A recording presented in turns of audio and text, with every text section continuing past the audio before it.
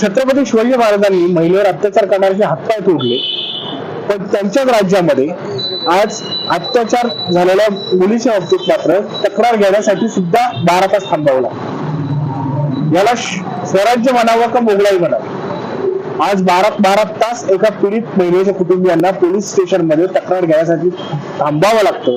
याच्यासाठी शोकांतिका नाही. आज महाराष्ट्रामध्ये किंबहुना देशामध्ये, मग ते पश्चिम बंगाल असो किंवा बदलापूर असो किंवा याच्या मागेही जे काही केसेस झाल्या, त्या सर्व केसेस मध्ये प्रशासन कुठेतरी ही गोष्ट हाताळायला मागे पडतंय, कमी पडतंय असं वाटतं. याच्यात निश्चितपणे सगळ्यात जास्त दोष हा प्रशासनाचा आहे. कारण 12 तास जर तक्रार कोणून घेतली जात असेल बलात्कारासारख्या प्रश्नामध्ये, तर प्रशासनावर शासनाचा वचक नाही. आणि त्यामुळे याच्यासाठी लोकांनी रस्त्यावर उतरण्याशिवाय त्यांच्याकडे पर्याय नाही. आज बदलापूरमध्ये तुम्ही लाठीचार्ज केला, पण ज्या